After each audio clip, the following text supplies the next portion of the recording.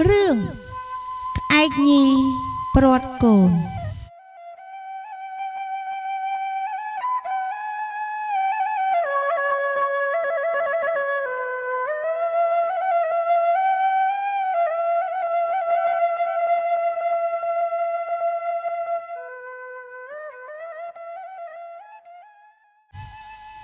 កាលពីព្រេងនាយមានសត្វក្អែកញីមួយក្បាល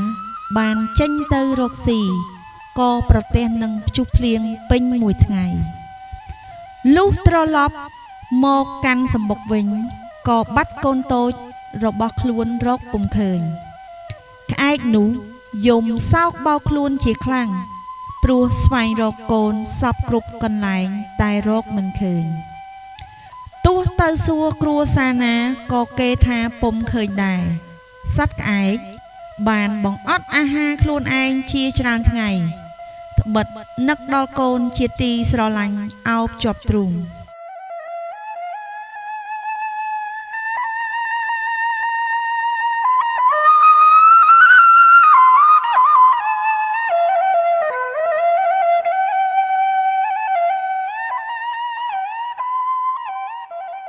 ថ្លែងពីកូនក្អែក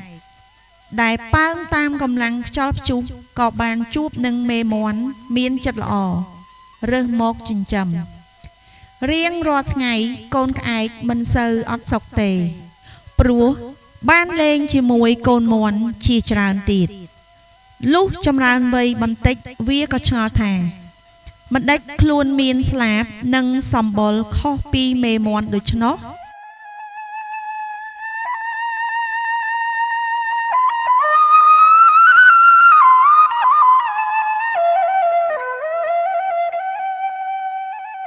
ម៉ាក់ម្ដេចក៏កូនមានរូបរាងមិនដូចម៉ាក់និងពួកបងអញ្ចឹងកូនក្អែកសួរទៅមេមាន់ការកូននៅទូចម្ដាយរើសកូនមកចិញ្ចឹមមេមាន់និយាយទាំងទឹកភ្នែកម៉ាក់កុំយំអីម៉ាក់នៅតែជាម៉ាក់ខ្ញុំកូនស្រឡាញ់ម៉ាក់ណាស់កូនក្អែកយកស្លាបវាជូតទឹកភ្នែកម្ដាយថ្នមថ្ងៃមួយកូនក្អែកបានឃើញសត្វចាបមួយហោះហើរយ៉ាងខ្ពស់លើចុងឈើវាពុំដែលបានហោះខ្ពស់ដូច្នោះទេព្រោះមេមាន់មិនដែលបានបង្រៀនកូនរបស់ខ្លួនឲ្យហោះខ្ពស់ផុតពីដីពេកឡើយគ្រានោះ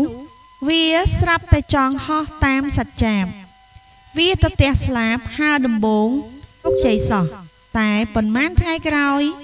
មកស្រាប់តែវាអាចហោះបាននឹងហោះខ្ពស់ជាងសត្វចាបទៅទៀតវាសប្បាយរីករាយក្នុងចិត្តជាខ្លាំងព្រោះពុំធ្លាប់ប្រទះសោះក្នុងជីវិតដែលអាចមានសេរីភាពមើលអ្វីៗបានយ៉ាងឆ្ងាយយ៉ាងនេះចៃដន្យមានខ្យល់គួចមួយបាននាំកូនក្អែកនោះទៅកន្លែងមួយដែលវាពុំស្គាល់វាក៏វង្វេងផ្លូវត្រឡប់មកផ្ទះវិញគ្រានោះមានសត្វព្រាបមួយក្បាលបានស្គាល់ច្បាស់ថាជាកូនរបស់ក្អែកញីត្រូវជាសម្លាញ់របស់ខ្លួនព្រោះការកូនក្អែកនៅតូចវាមានជើងម្ខាងខ្មៅនិងជើងម្ខាងទៀតពណ៌ត្នោតបន្ទាប់មកសត្វព្រាបក៏បាននាំកូនក្អែកកំសត់ទៅជួបនឹងម្ដាយដើមរបស់វា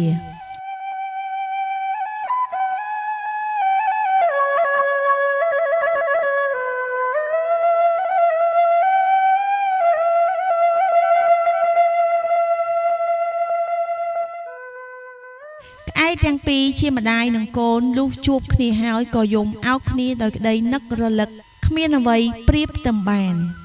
មេក្អែកបានសួរនាំពីជីវិតខ្លួនក្រោយព្រាត់ទៅ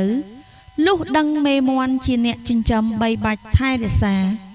ក្អែកញីបានយកស្បៀងនិងទ្រព្យសម្បត្តិជាច្រើនទៅប្រគល់ជូនមេមាន់និងសុំរាប់អានទុកដូចជាគ្រួសារតែមួយមេមាន់ក៏រីករាយទទួលយកចំណែកកូនក្អែករំភើបចិត្តជាខ្លាំងវាស្រឡាញ់ម្ដាយទាំងពីរស្មើគ្នាទោះជាម្ដាយបង្កើតក្តីឬម្ដាយចិញ្ចឹមក្តីចាប់ពីពេលនោះមកពួកគេក៏រស់នៅជុំគ្នាយ៉ាងសុខសាន្ត ក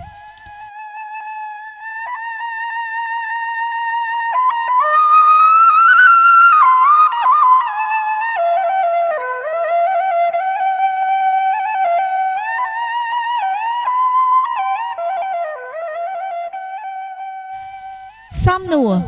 1ហេតុអ្វីបានជាក្អែកញីយំសោកបោកខ្លួន2តើកូនក្អែកត្រូវរស់នៅជាមួយនរណា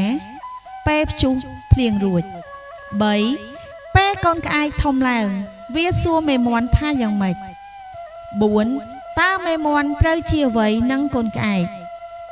5ហេតុអ្វីបានជាកូនក្អែកវង្វេងផ្លូវឆ្ងាយពីមេមាន់6តើនរណាជាអ្នកនាំកូនក្អែកឲ្យជួបនឹងក្អែកញី7តើក្អែកញីយកអ្វីទៅជូនមេមាន់ហេតុអ្វី8តើចុងក្រោយកូនក្អែកស្រឡាញ់នរណាស្មើគ្នា9បើប្អូនជាកូនក្អែកតើនឹងមានអារម្មណ៍ដូចម្តេចដែរសូមអរគុណសម្រាប់